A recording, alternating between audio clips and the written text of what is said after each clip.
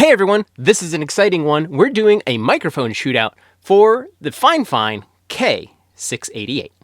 Hi, if it's your first time here, my name is Tim, and I'm an audio engineer just trying to make things easier for you. Today we're going to do a review and comparison of the FIFINE K688. That's the microphone you're listening to me right now on. I've swapped out my usual and we're going with the 688 today so you can really hear what this does for the voice. Today I should mention that in our tests we're doing everything over USB-C.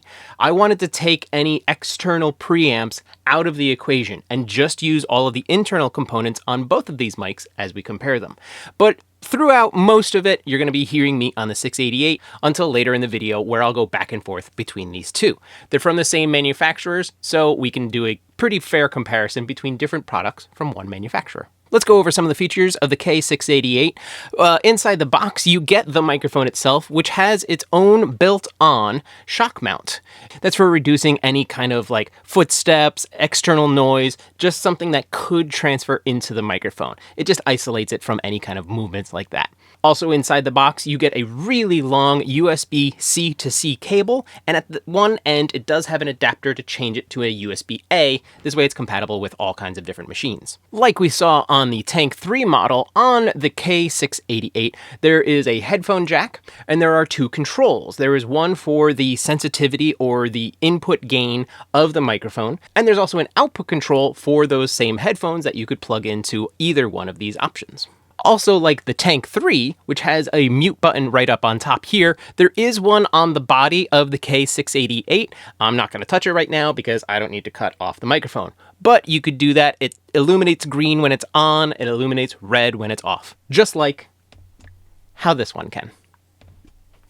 Although the one on the K688 is surface level, it's not a button kind of like this one. Now let's get into the A-B comparisons. Let me grab a book. I'll just pull this over right here.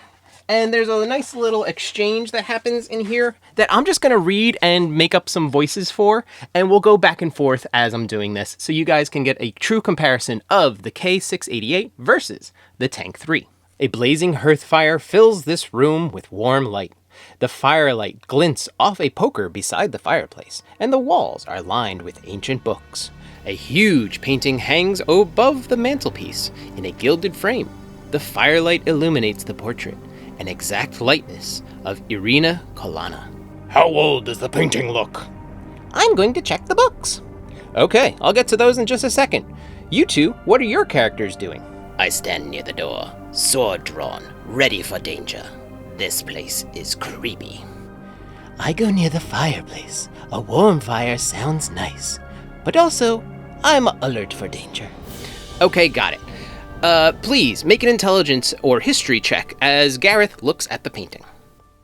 I don't have proficiency in history, but here goes. Oh, a 20!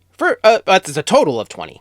Two things leap out at Gareth about the painting. First, the women's clothes look old-fashioned. Second, the paint is flaking in places, and the whole thing is covered by a thin layer of soot. You'd say this painting is a few centuries old. So that is going back and forth between the Tank 3 and the K688. Now, here's a little bit of my opinion. I'm not going to tell you what I think of the sound quality. I want you guys to tell me down in the comments. But I am going to tell you about what I think is a minor downfall. The downfall in the K688 is I felt like the internals, specifically the headphone amp, was not as strong as it was in the Tank 3, which is certainly interesting because I would only assume, and again, it's an assumption, I don't know, that the internals are probably pretty similar. The only thing that I would think is different is the capsules and anything analog before it goes to that digital state. The converters are in the microphones themselves. So the difference should just be the diaphragm and the analog parts of these microphones. But a downfall was I felt like there was more power and more oomph with the Tank 3. Don't get me wrong, the K688 does all of the same features and functions as the Tank 3.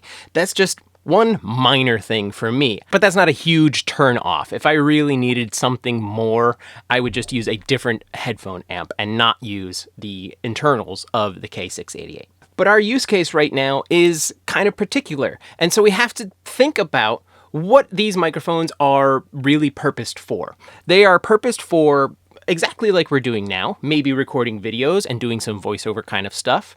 It's great for your meetings, having something better than the internal microphone on your phone or your laptop. It's also really good for if you're a gamer and you just need to step something up. Maybe you are looking to advance your setup and your style and your presentation. You need something that won't break the bank, but will also kind of just bring you up a little. It doesn't have to be something like my SM7, which I usually use. It can be one of these. If you check out the Tank 3 video, I actually do a comparison of the Tank 3 versus the SM7.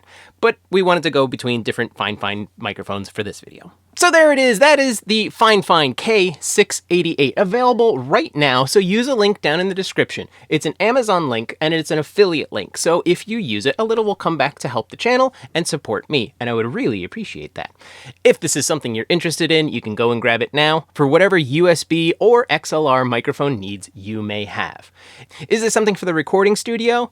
Maybe for voiceover stuff. I haven't had an opportunity to actually take either of these microphones and use them on something with a lot of volume, drums, guitars, or a screamy singer or anything like that. I've just been using them in voiceover stuff, and it's really been working for voiceover. Anything more than that, we'll have to do in a different video. If you're interested, let me know down in the comments. Until then, happy recording and mixing, and I'll see you soon.